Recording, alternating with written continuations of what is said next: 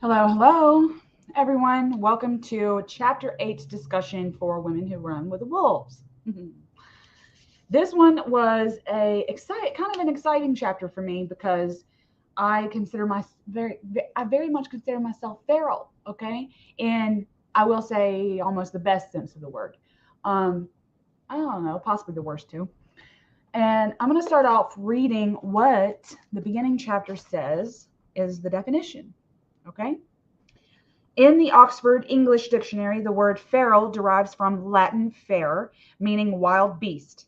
In common usage, a feral creature is one who was once wild, then domesticated, and who has reverted back to a natural or untamed state once again. Okay, so this chapter was very much, to me, in my opinion, about domestication and about someone who went from a wild self, wild nature, and something happened trauma wise, in psychology, trauma wise, that would have domesticated that specific wild nature. Okay, then turned that, uh, where you want to revert back to that feral wild state and you can't. And you, like, it's not that you can't go back, you just choose other avenues and you think that that's how to get there. So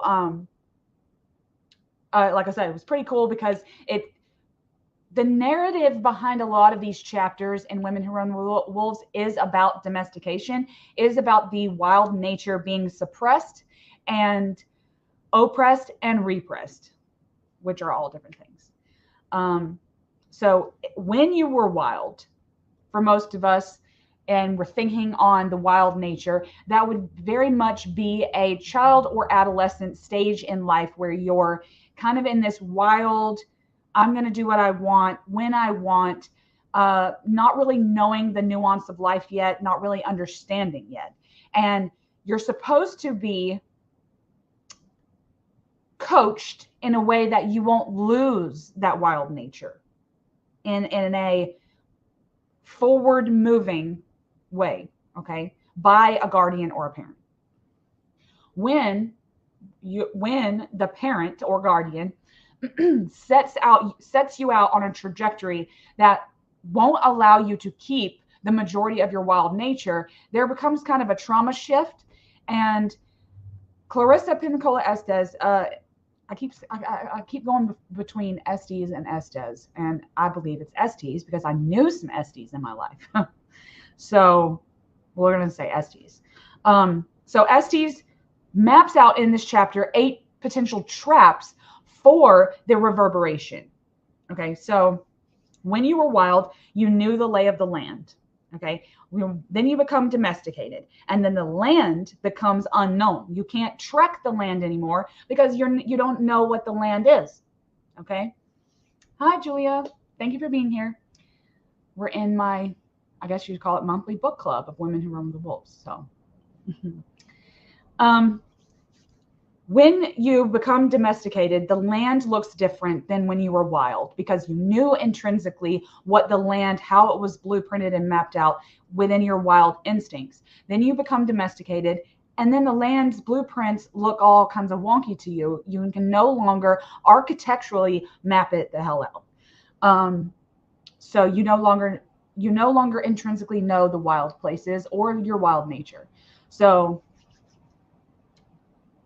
when you don't know and you can't map it out via your wild nature, you set out on a trek to find it back out. You want to find it out again.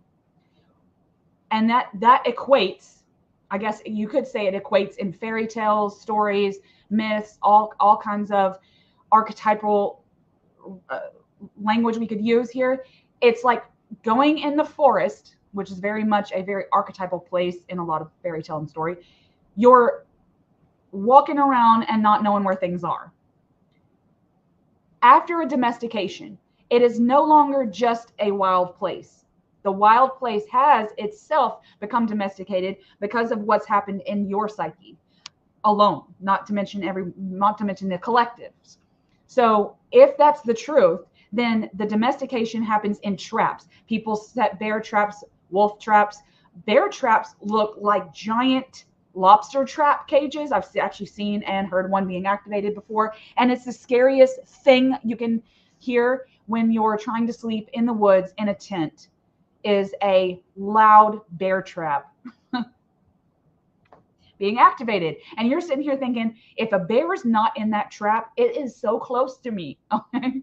As someone who camps in, I guess you could say, like the Smoky Mountain area where I am in southern United States. So it's bear traps, wolf traps, those little things that look like giant teeth, that those are also, I guess those are also considered bear traps. More like footpath traps.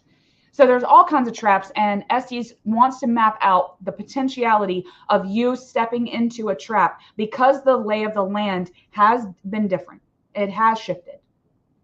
So then this is the book for you, Julia. I'm just going to tell you. Okay. Julie, not Julia. When the soul is starved, and I mean this in the way she talks about domestication here, it is in the absolute worst case of domestication. This means that the wild soul has been completely booed against the neck, suppressed. So, well, we'll have to say that when the soul is starved after being domesticated in an extreme way, it will eat the poison given to it. We've seen studies have been done about shocks given to dogs and how they will mold themselves and evolve themselves to not, like if one side of the cage is electrocuted, they are shocked, they will currented, they will move over to the other side. Well, then this side becomes, and then they're like, okay, I'm confused, right? They kind of become then after a while, they're going to shock the entire cage, and the dog will just sit there and let it happen. Why does that happen? And then eventually the door of the cage will open and the dog will still sit there and still get shocked. Okay. It's a conditioned part of the brain that will say, okay, I know this land. I don't know what's out there. And it's that fear that stops us from actually activating the traps along the way, prepared to get hurt along the way psychologically, and move through that to the other side where we can once again get rid of all the traps, if any of that makes sense. Okay. So basically the message of chapter 8 is, it says self-preservation, identifying leg traps, cages, and poison bait. But to me, it's about reclaiming the wild place, archetypal place that lives in your psyche. So that's the key word phrase I will use there. Okay. Now, in most of, like I said, most of these chapters, I'm sorry, my nose itches. In most of these chapters, there is a story, a small story that Estes branches out of and uses that small story to branch out to make her point. In this particular chapter, in the feral woman chapter, okay, the feral, gone domesticated, referalized, she uses the story of the red shoes. It's a very popular, actually, story, and a lot of people are vaguely familiar with it. And she tells where the story came from and whatnot. So there is a feral child. Now, because we do this in all the lives, I'm going to kind of retell the story so that you know what I'm talking about. Someone that's coming into this that wants some kind of like spark notes, please don't take an academic test on my lives on this book. Thank you. Okay. For spark note context, I'd like to go down what I think the story is, and then we'll talk about the traps that she has laid out. Okay. So the red shoes is a story about a feral child. Now, this feral child psychologically does not have parental guidance at all. It's literally a feral child. Now, think of wolves, okay, which are a high motif in this book. I'll say heavy motif. If we think about wolves, a feral wolf is literally not part of a pack. They've either been kicked out of a pack or they didn't have a pack to begin with. And they have gone rogue. It's what we call a lone wolf. We seem to romanticize the lone wolf, but the lone wolf is that life is not good. Okay, because wolves biologically are molded to be pack animals, not solo creatures. Okay, so anyway, this feral child has essentially learned and not known the map of her psyche, her wild place, and has figured out that, okay, I'm trekking through the forest, this archetypal forest. I'm trekking through this, and my feet are getting cut. I need some kind of protection, right? Instinctually, the child knows this. So the child makes themselves a pair of red shoes out of scraps. They're not good, okay? They barely function. They do function, but just barely. And so they have this pair of shoes now that they've made themselves. They know that they knew the basics of how to make their shoes. And so she's got this pair of shoes, but then what happens? A carriage, a gilded carriage, the gilded cage carriage that houses or is chauffeuring around an elderly woman. And they notice the feral child and say, you know what? Let's adopt you. We'll bring you into the unit of the family, okay, the domesticated, and you're part of the family now. It seems like a good thing. You're initiated. Basically, you're getting initiated into a pack, right? And the feral child's like, sure, okay, I'll go along with this. I don't know any different. So it does. But then the elderly woman has her own stipulations as to how the child should be raised, what the child should look like, how the child should dress. Again, this is in an extreme oppressive way, but they're molding the child based on the parameters and values that are set by this woman, by this matriarch, okay, in archetypal terms, I guess, again. So the old woman takes her in, but technically domesticates her, okay? I'm going to look down at my notes. And destroys the old woman in all of this while taking her in and domesticating her in gradually more and more oppressive ways. She destroys her old shoes because she's like, no, these aren't real shoes. These are just some thing you made, okay? It doesn't mean anything. And the child's like, it feels kind of like a part of her soul is being ripped out from having something that she made be destroyed. They literally toss them in the fireplace. This old woman does, I guess. And so she goes along with this and chooses to domesticate herself for the family unit. It's a sacrifice. She's willing to make some sacrifices. The feral child is willing to make willing to make the sacrifices that she thinks are necessary to stay a part of the family unit. What happens? Okay, and of course, I'm really paraphrasing the story down to its like bare minimum. Okay, essentially, what happens is she's getting dressed and getting gone to a modista. Okay, gone to a modiste and said, okay, the child doesn't have any clothes or shoes. Dress her. Now she's going to be dressed in the way that I think is within my values. Okay. So she's dressing her how she wants her to be dressed. So they go to the modiste, which dressmaker, whatever you want to call it. Okay.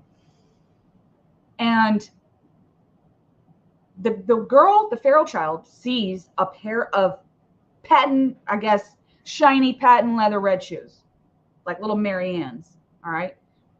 And falls instantly in love with with them.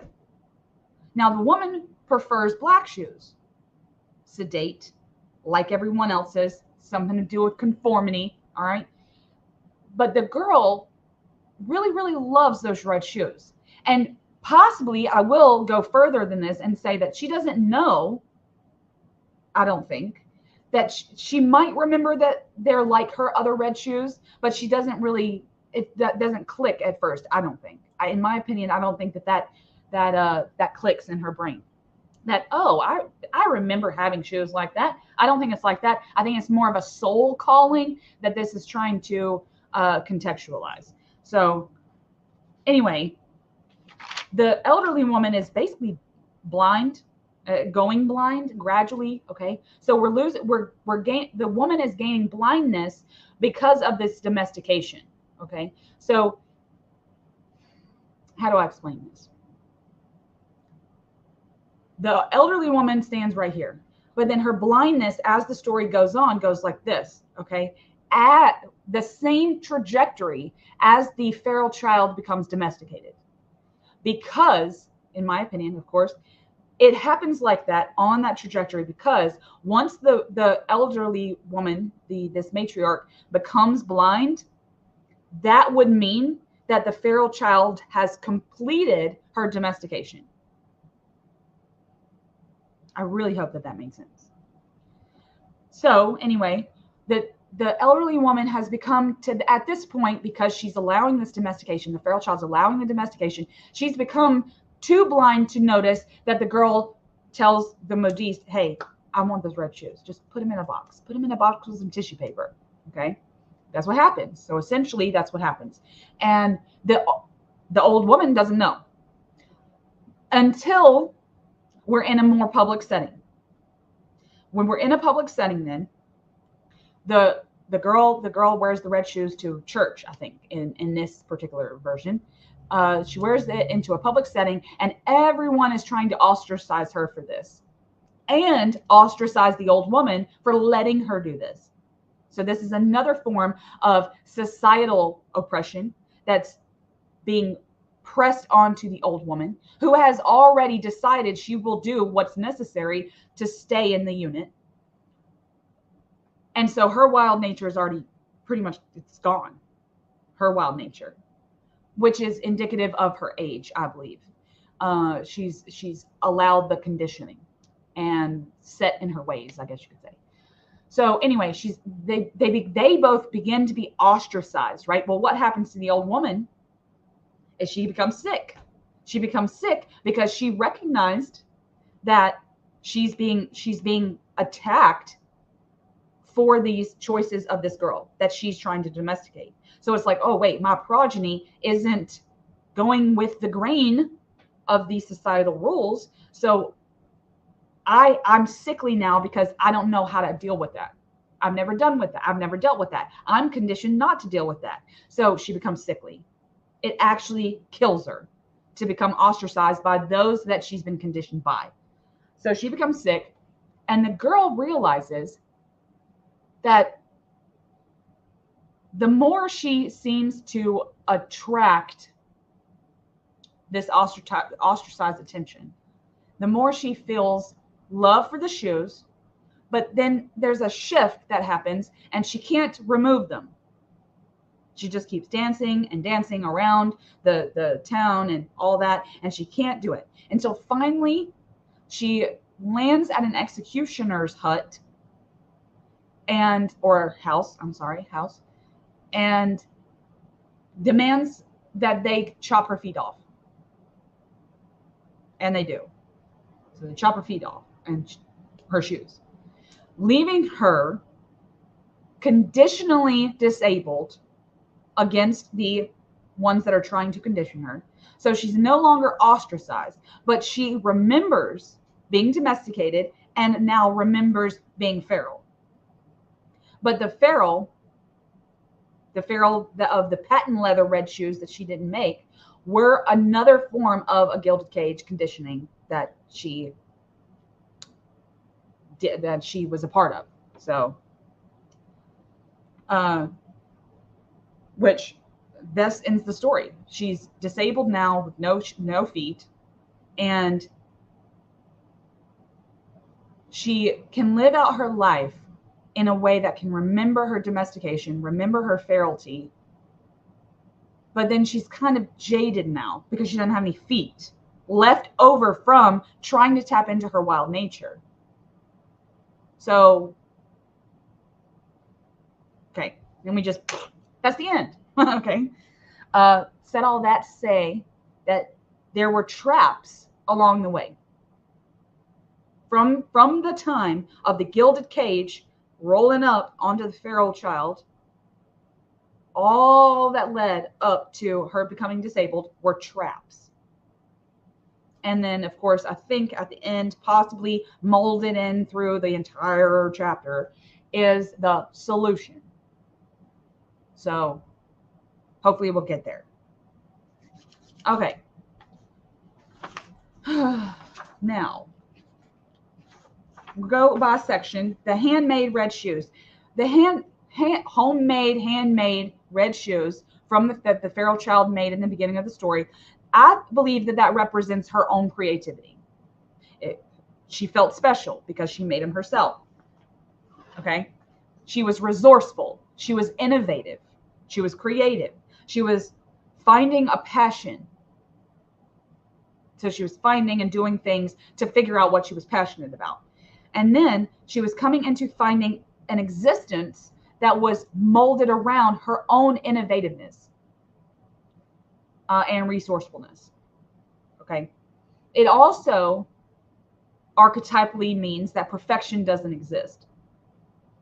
That because she liked those perfect red shoes at the modiste, okay, that shouldn't exist. And it doesn't exist out in nature, and it doesn't exist in the wild nature of the psyche. So the fact that she chose that wasn't from a wild place. It was from a soul calling out, hey, I know this, I need to do something with this, and just plucked them off the shelf. Readily available conditioning. Okay. Now shoes, Estes goes into saying how shoes are a symbol as well.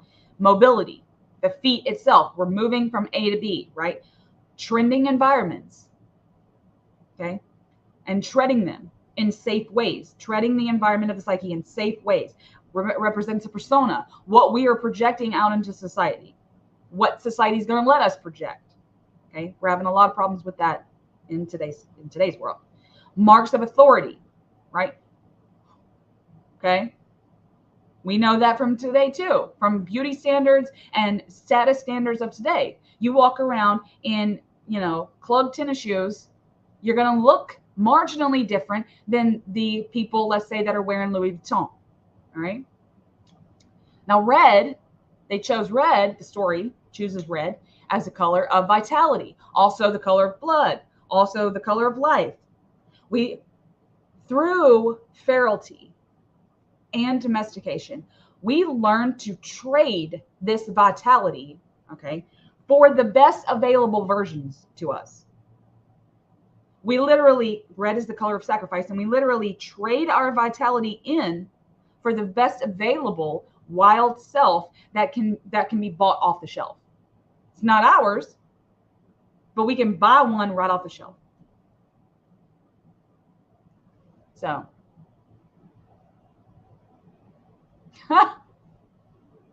oh my gosh, yes. Didn't we all have a pair of white kids?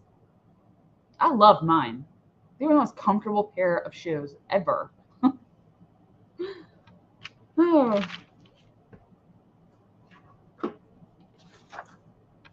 All right, we'll get to the traps now. All right, trap 1 is the gilded cage.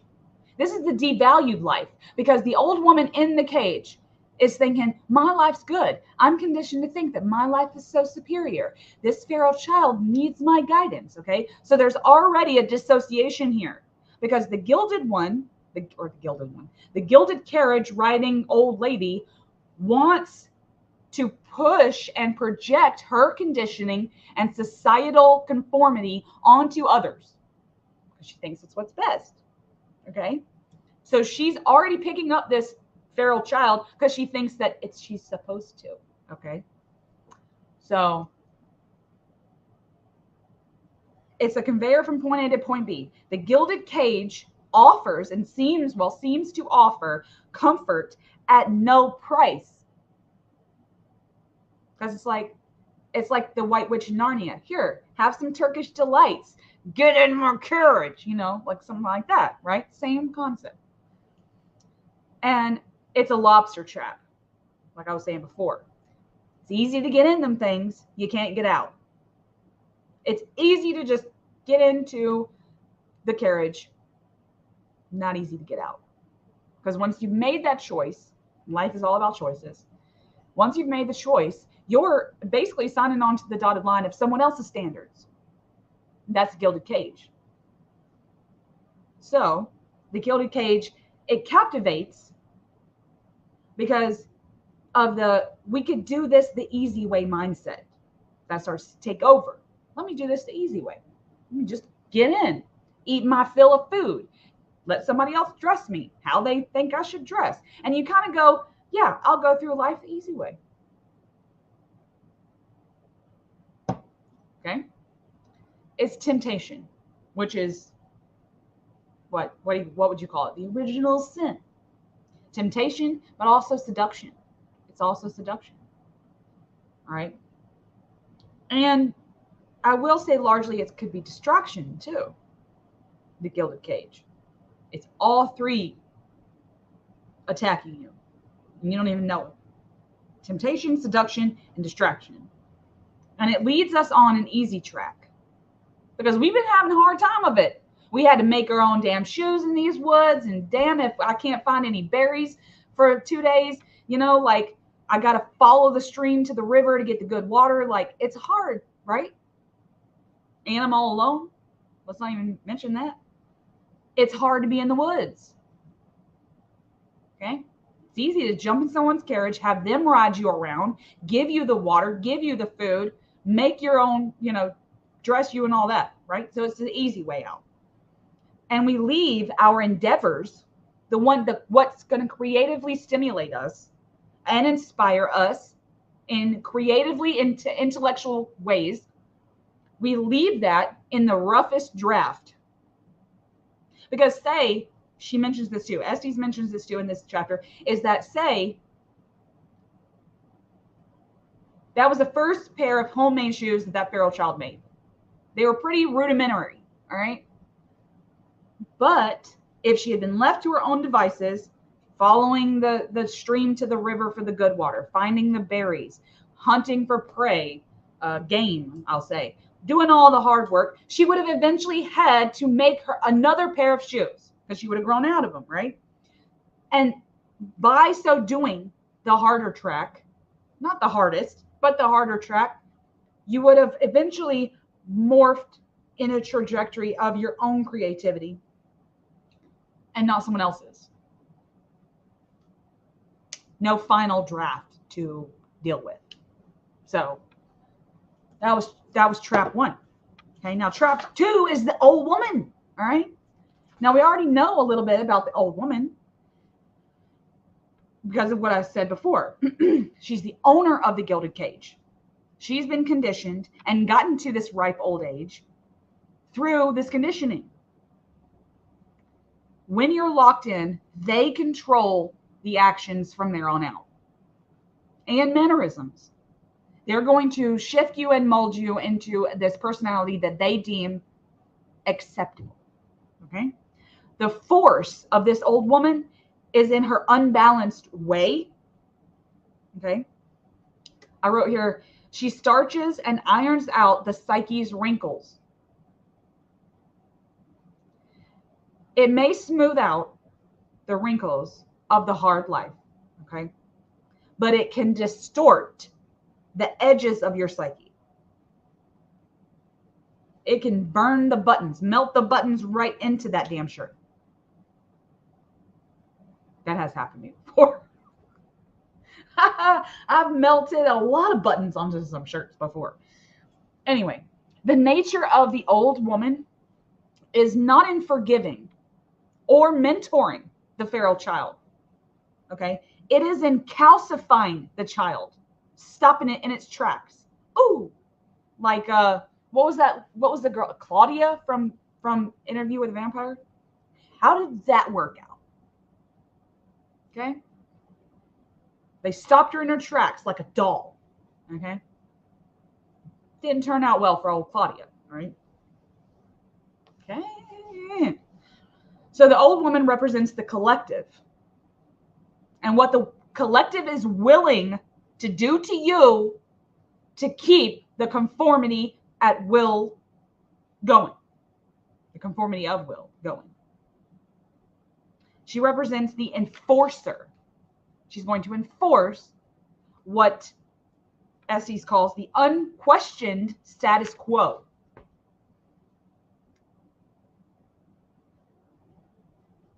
You don't even want to question it because it's the easy trap. Okay.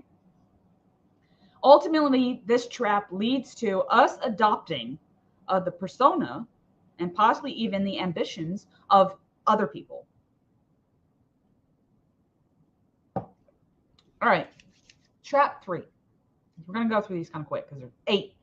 Trap 3 is burning of the treasure. Burning the shoes. Okay. This is soul treasure archetypally. The fires of transformation lies on a spectrum.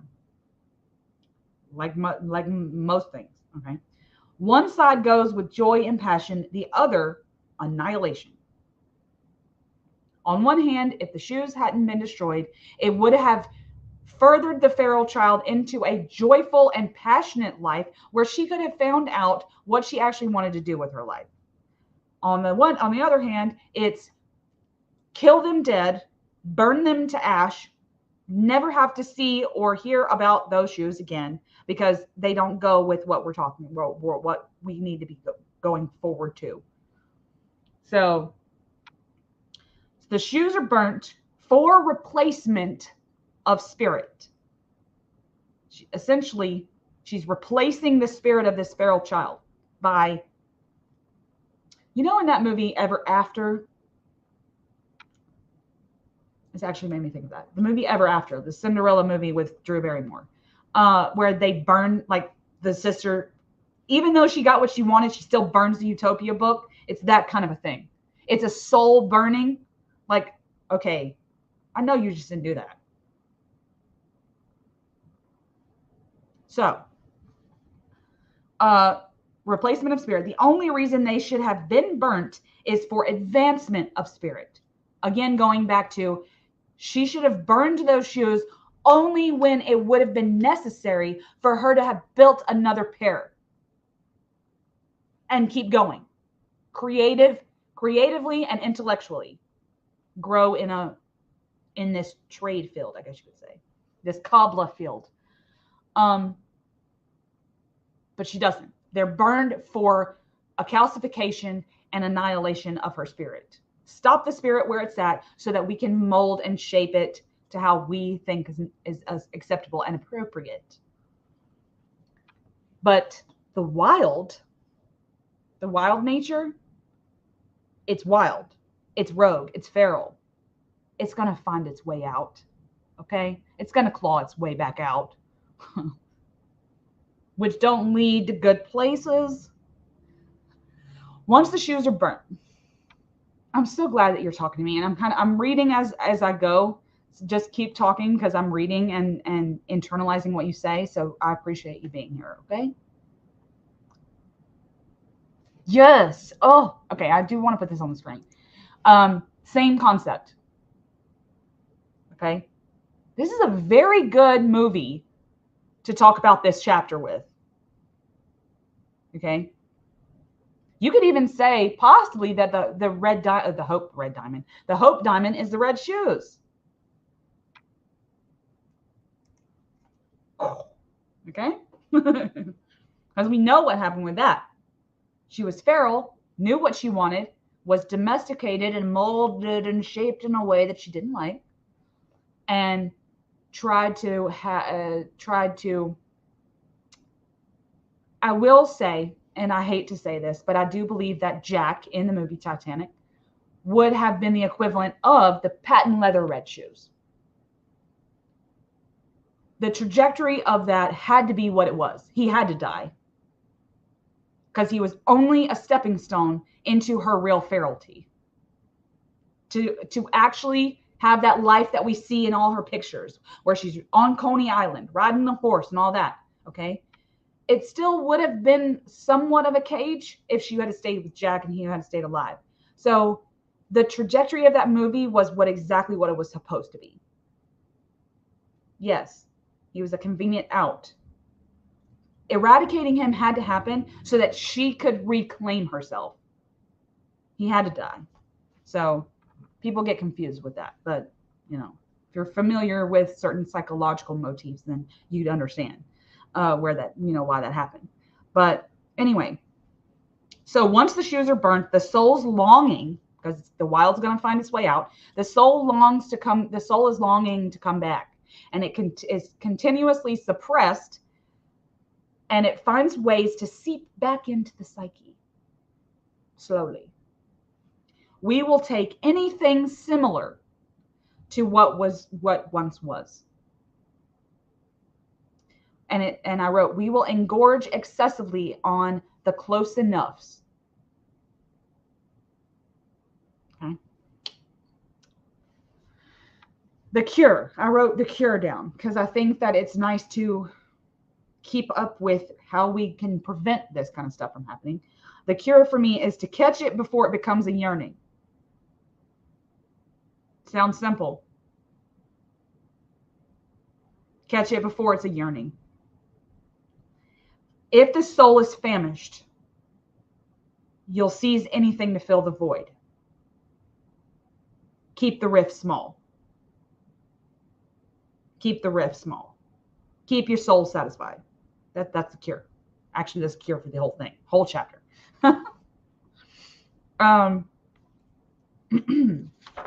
Trap 4.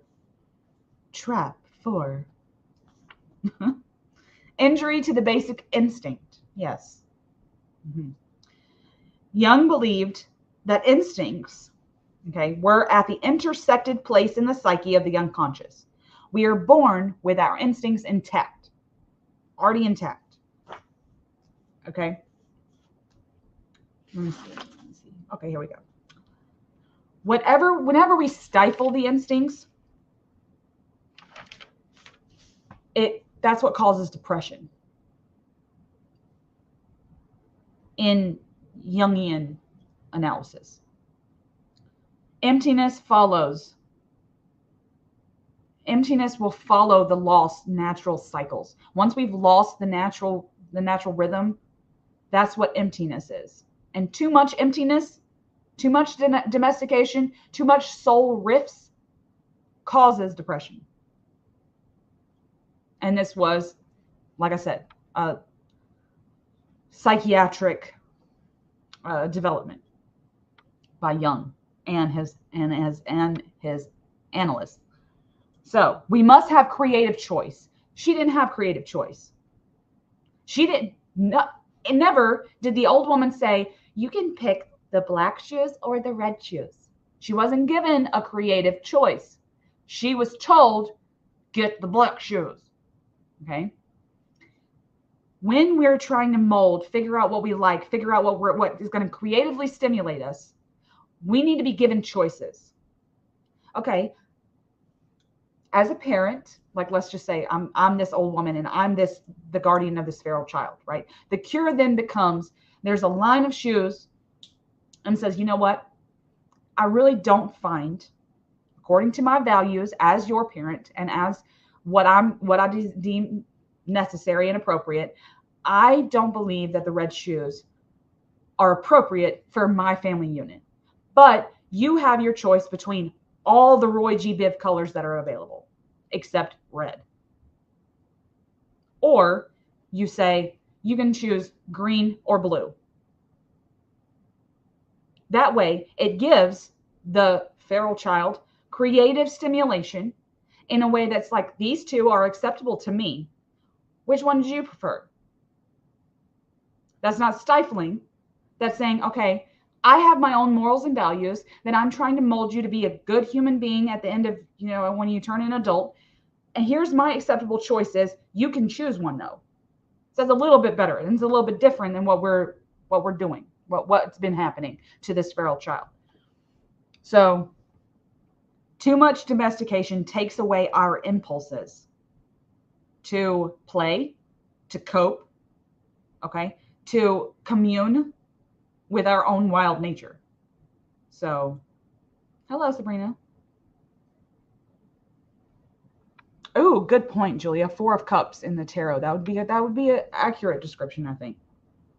There's a lot of, you can find tarot in a lot of things.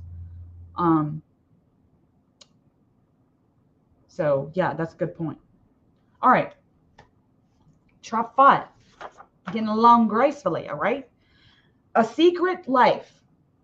Now this secret life is because as after you've chosen the patent leather red shoes, shiny patent shoes, red shoes, and the old woman is blind to it, right? And so it kind of starts out in my mind.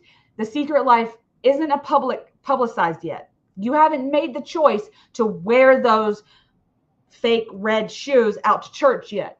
You haven't made that choice yet. You're going to have them at the house. You're going to put them on. You're going to dance around your living room by yourself or in your bedroom. You're going to kind of dance around, feel them out. Okay.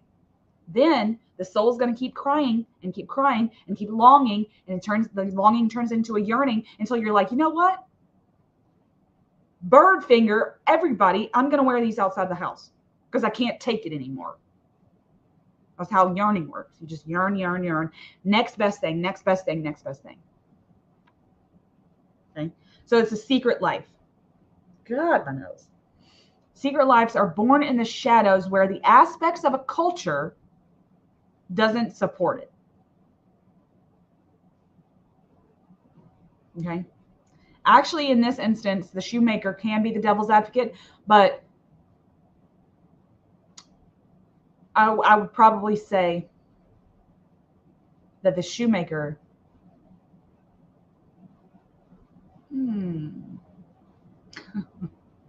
I would more say that the shoes are the devil's advocate, not necessarily the shoemaker. But I could think about that. I probably want to think about that for a minute.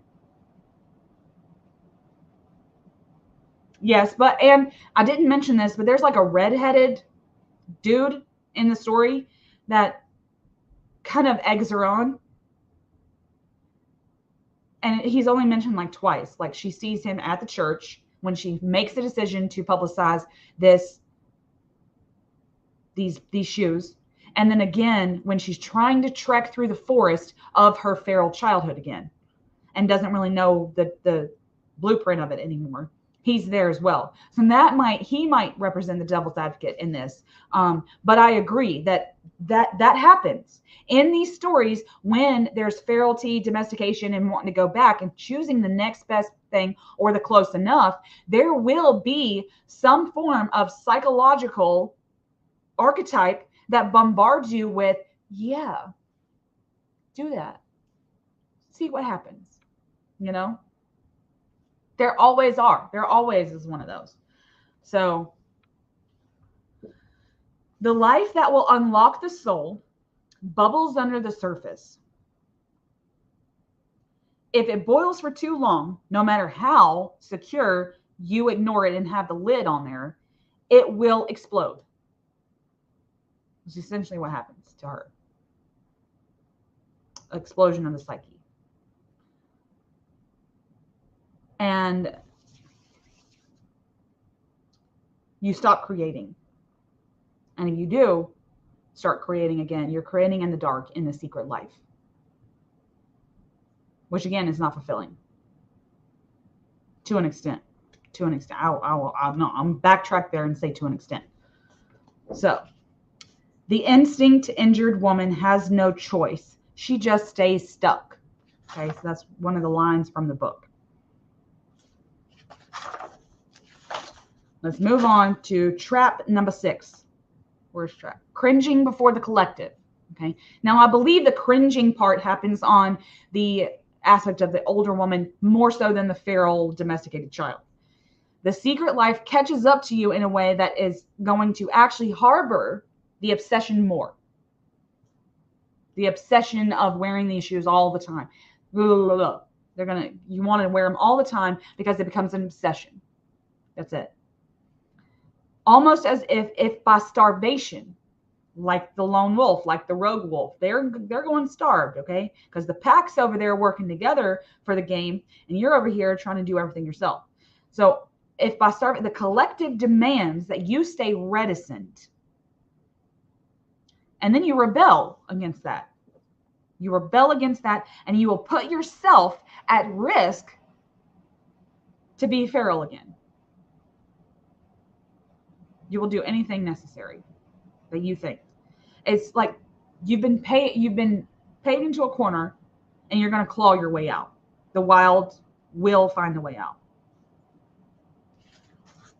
So it's almost like the shadow's coming, and it's going, the shadow at this point is so damaged. There's so much damage and trauma in the shadow that it's coming out and projecting onto the collective in harsh ways, where you begin disrespecting the society that raised you, the society that molded you. You begin disrespecting when that has nothing to do with you should be respecting me.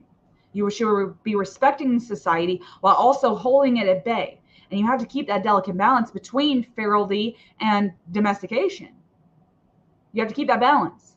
Otherwise, the scales are going to tip and you become excessively addictive to something that is close enough, or you go rogue and become a lone wolf where you can't even function in society, because society is based on more than one person.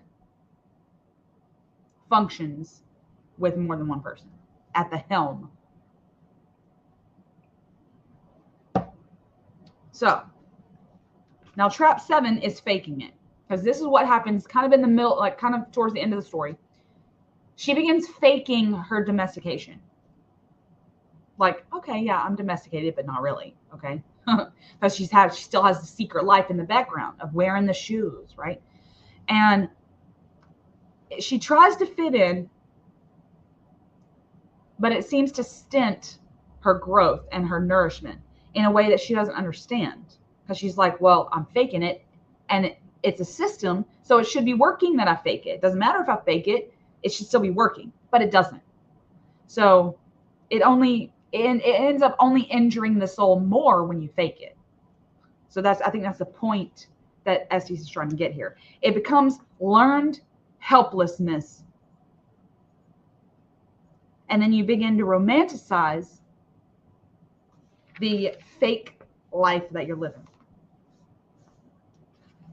So now, like I said, when the tails skip in that obsession addiction, when the tails skip over into that harsh lane, that becomes trap 8, which is the obsession of it all.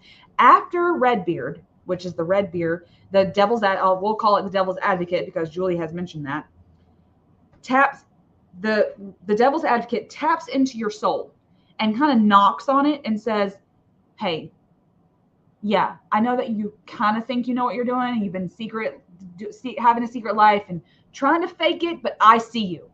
Okay. He's pushing the boundaries, right? He's trying to push at you to see what you're willing to take and what you're not. And once he does that, once the devil's advocate activates, the soul is unleashed into an obsession in the form of dancing in this story, like where she becomes a Winifred Sanderson spell. Okay. And addiction symbolizes the endless cycles of trauma, fear, and exhaustion. Yes, enter victim mode, victim mentality. Exactly how Jack Nicholson seduced the ladies in Witches of Eastwick. Yes. So you see you see this rhetoric a lot. Okay. Now, in that movie, I think he was the devil, wasn't he?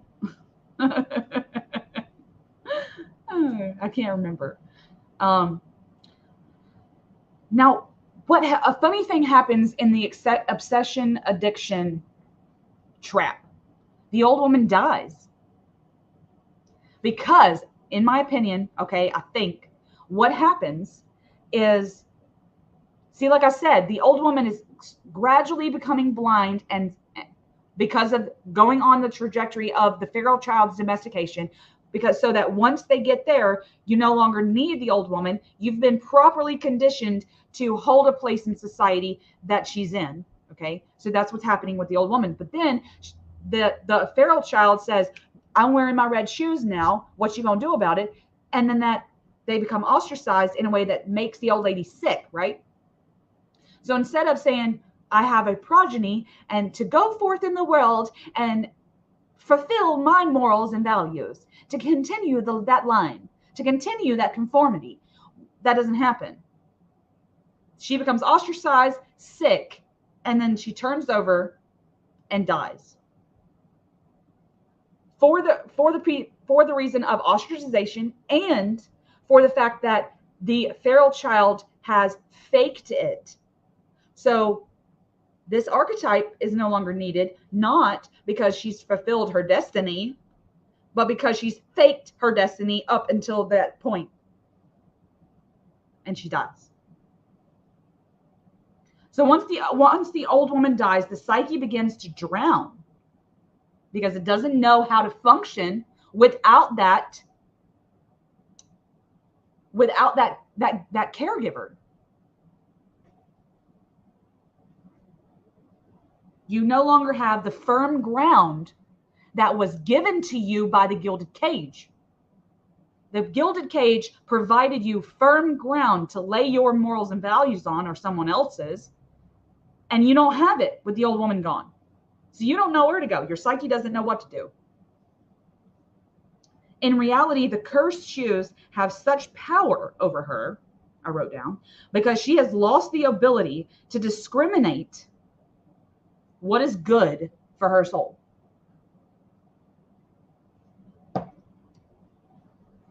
Okay? Holy hell. She can't tell good from bad. Thus, the trap and traps are activated, ending with a trap being activated by her getting her feet chopped off. Okay.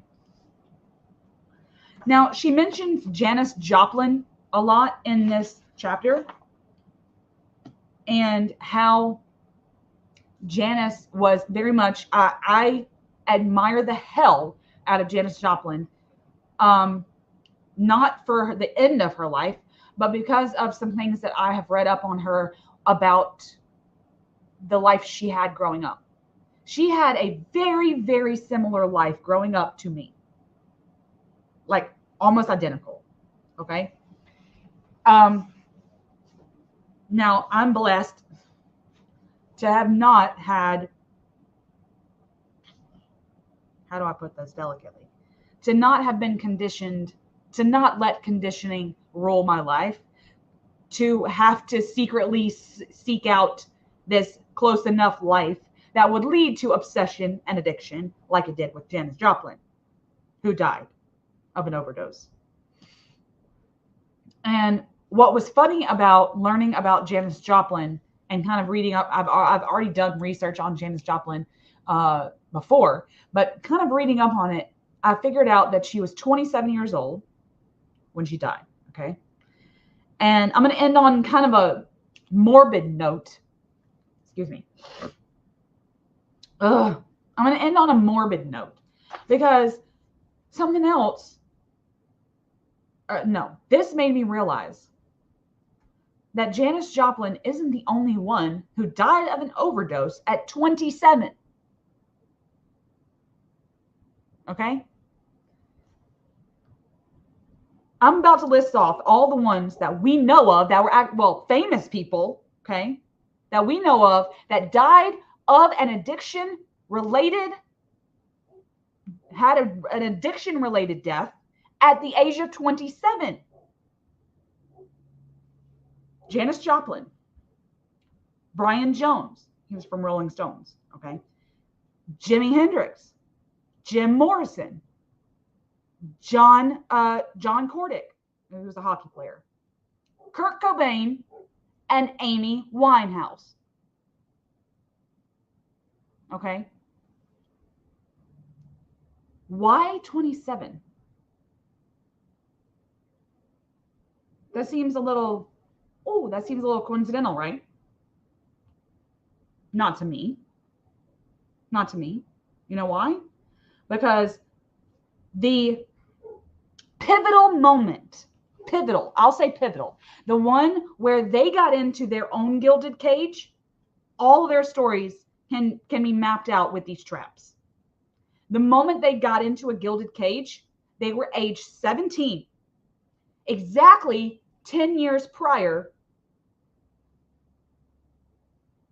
of their death. Okay. I'm going to tell you something right now. Okay. Most people think that this is a conspiracy theory, but I want to get in. I want to learn more about the psychology of how relevant this could be. Most people think that if you sell your soul to the devil, you get a 10-year deal. Okay. I'm not here to say whether the devil was right or wrong, is real or not. Okay. That's not what I'm saying. I'm saying that what if the devil is the devil's advocate? It can be whomever is out there that is willing to hand you a gilded cage. It's like a little card. They're like, here, take this. And every single one of these people took the card in the form of, I'm going to take the gilded cage avenue. I'm not going to do this the hard way. As admirable as these people were, you can find out through their stories, through their biographies, that at around age 17 or 18, something happened in their life that were like, hey, I want to do this for you and make you famous. I want to do this for you and do this, okay? Happened around that age, okay? Because at that time, people were looking for money, looking for prodigies, okay? The ones that seemed heightened in their field, musicians, all that, okay? Musicians and athletes. And they became really good celebrities. Then at the 10-year mark, what happened? The card came due. All right. Now, again, this is a weird conspiracy theory that I linked up with all these deaths, okay, by going back through their biographies. Whether it's true or not is irrelevant. I just want to say that if it is true, we've got to have a way that at that pivotal age, my dog will not shut up. At that pivotal age of 17, which is a really hard age, okay, because you don't know what you want to do for the rest of your life. And you do kind of want the easy way out. We see that in today's society, okay, and I'm going to say something that might offend some people, but we see that a lot today with hoe culture, okay? It is what it is. It's a freaking fact. Hoe culture exists. Hoe culture exists. That's because these 17, 18-year-olds want the easy way out, and they're given it by social media. Hey, start a OF page, you know? Like, not that I don't care. Hey, I don't care. I'm not here to judge. You do what you want. But I'm just saying there seems to be some things happening here that go along the same lines, that look like the same lines. Like, damn, you better be careful. You're going to end up like all the rest of them. How do we prevent that?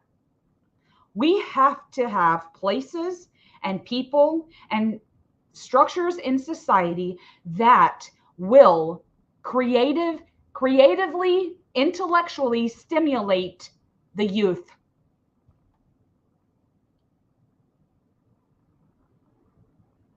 Oh, I know. Okay. I know. I have 3 boys. I have to constantly monitor my 15 and 17-year-old. I have a 15 and a 17. Well, my third child is a baby. Because my husband and I are decided to start over. But anyway, that's besides the point. It's really hard. And it's really hard to keep up with that culture. But I'm just saying, like I said, I'm not here to judge the culture at large. I'm just saying it's weird that they had all of these people, Jimi Hendrix, Janis Joplin, Amy Winehouse, they had this pivotal moment where they chose the easy way out. They chose the gilded cage in one form or the other.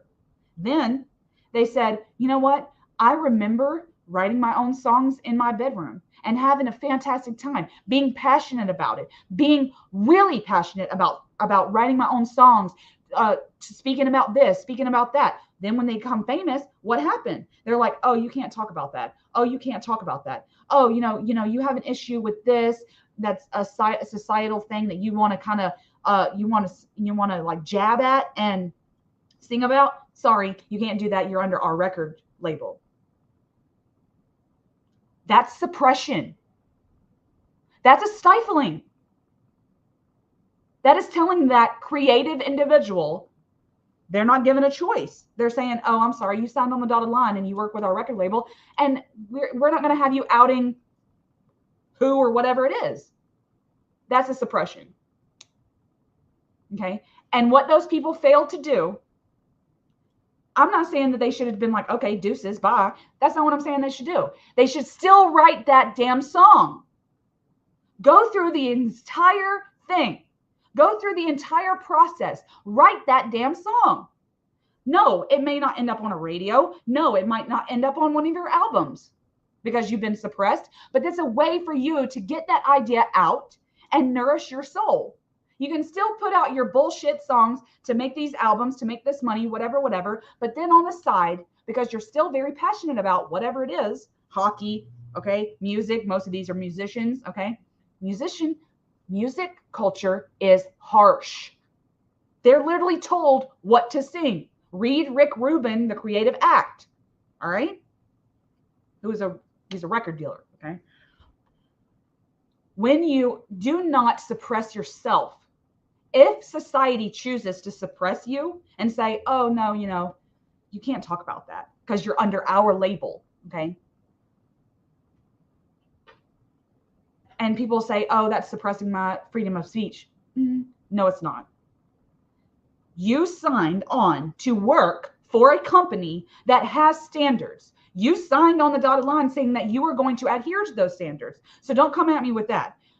My point is that you still need to creatively stimulate yourself with your own ideas outside of your job. That's the cure. And most people at that crucial age of 17 don't get that. They think that they just have to do what the masses tell them they have to do, not how to nourish their own soul. Does any of that make sense? That's a good question, Julie. I would say, yeah. The evidence is here. You got Amy Winehouse and Kurt Cobain. They have very similar stories. He was the progeny. I keep saying progeny. Progeny is offspring, okay? Progeny, all right? He was good at what he did. So was Amy Winehouse, all right? Let's just take those two. They had the same story. They were creatively suppressed because they had a little notebook, okay? And a little scat, okay, that they wanted to do, like right, and then just kind of wrote in their notebook. But then as soon as that record label was like, you can't do this, you can't do that, what they do, they burned that freaking notebook that they had with all their ideas in it. They burned it because they're like, well, I don't need this because it's not going to make me any money. That's the wrong attitude. That's the wrong attitude.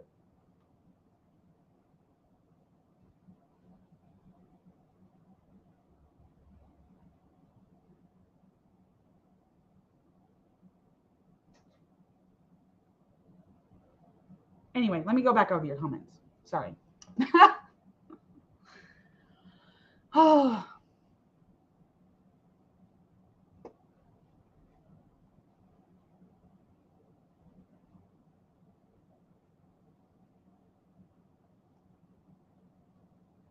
Drop shipping. What is that, Dylan? I'm sorry, I'm not cool.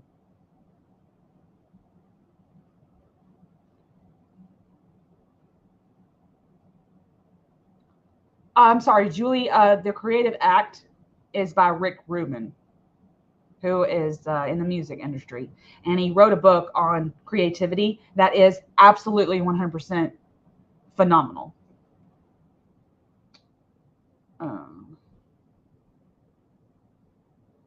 Exactly. Oppression before possession. Because that's what it's going to lead to. How many of these, Jim Morrison, Jimi Hendrix, Janis Joplin, Kurt Cobain, or Amy Winehouse, were possessed by something? They were obsessed. Amy Winehouse was obsessed with that boy. Okay? I mean, if you can read some, you don't know, you can watch her movie and read up on her on Wikidampedia, but you really don't know. All right? But obsession led to somewhere that ended up possessing her. And she was not creatively stimulated in her own way and for her own soul. She did it for, she thought she had to do it for other people.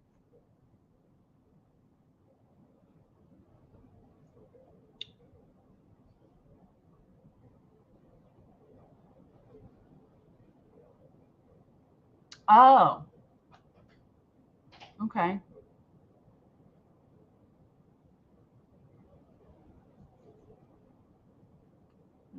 I'll have to look that up after this.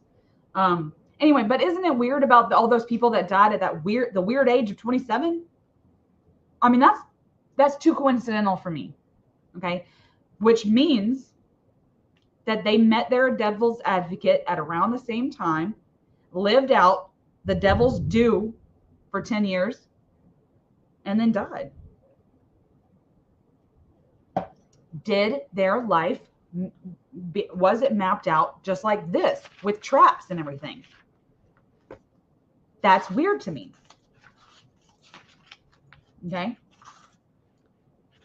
Now, I will say that I believe cutting off the feet at the end of the story, cutting off those shoes, essentially psychologically, that could mean that you have the potential for new psychological growth.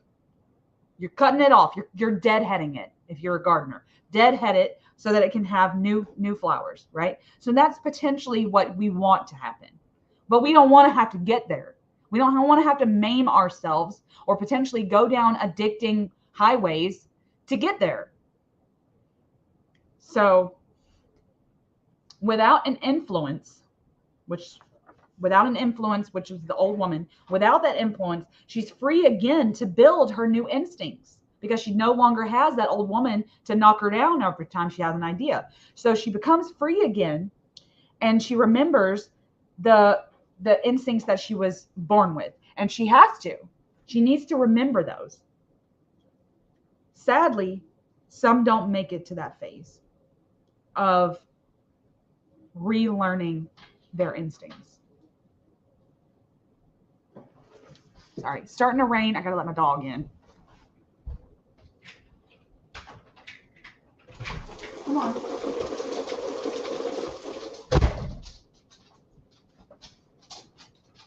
All right, sorry about that. The bottom fell out, and my dog's sitting at the door like, please let me in. I want to read this section too of returning to life made by hand, healing injured instincts. Okay. We cannot control who brings us into this world. We cannot influence the fluency with which they raise us.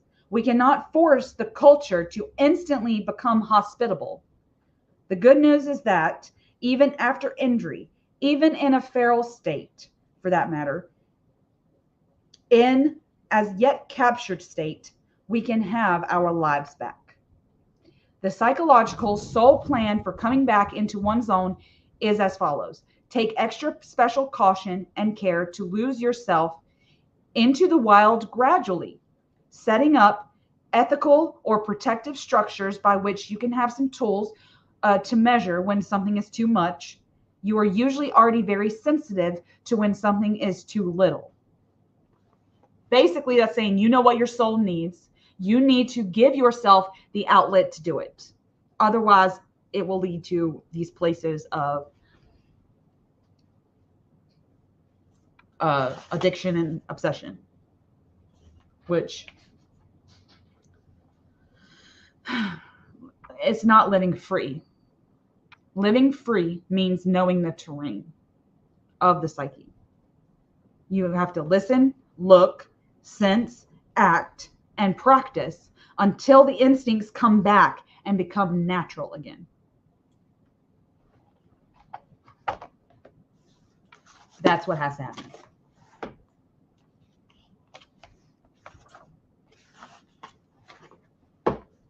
So, well,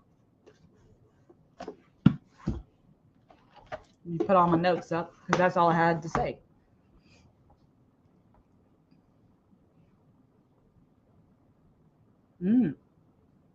Yeah. Cutting off the feet, like when Jesus talked about cutting off the hand or plucking out the eye. You know, some of those stories we need to listen to. All right.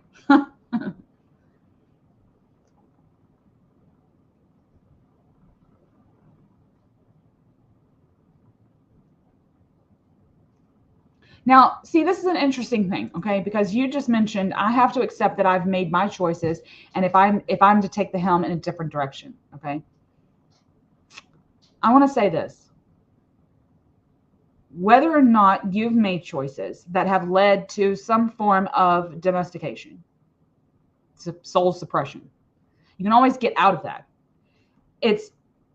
You need to gradually get out, because if you don't, you could risk going down another dark path. Gradually step back out, back onto the actual, like the fuller path, okay, to decide where you want to go from there. I wouldn't just be like, oh, I need to go over here now, because the soul's nourishment has to be nourished in a way, in my opinion, that we have to know intrinsically whether something's working or not.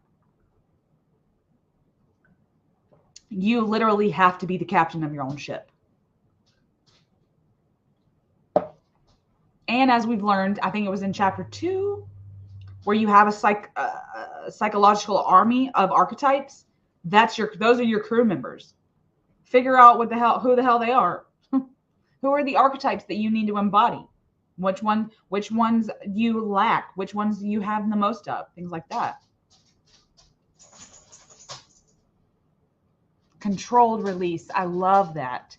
I love that phrase. Controlled release.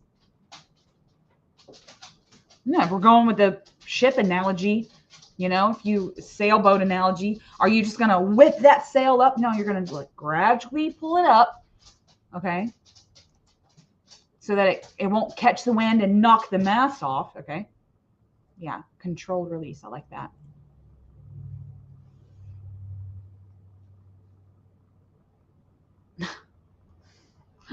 This is a good, yeah, it's a good story. I'm going to watch that movie in a long time.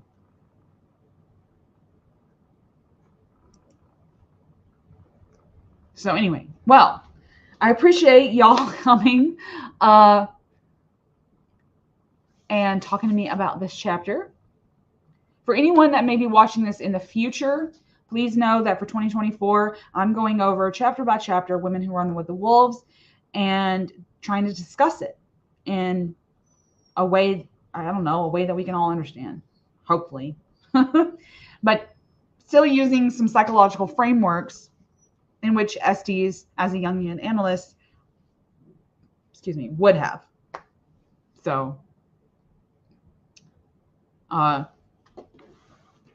the list is, I think you can find the list somewhere on my channel of all the lives, but it's typically I think for the majority of the year, it's the last Sunday of every month at 2 p.m. Eastern Standard Time, where we'll be going over it. I think the next one is only chapter 9, not chapter 10. So it's just chapter 9 for next month.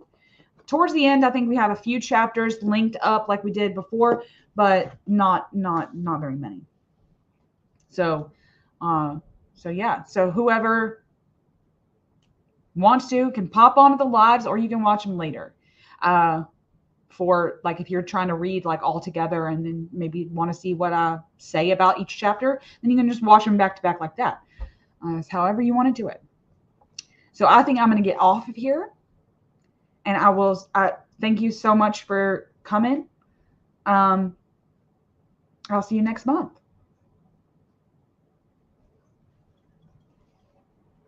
Bye.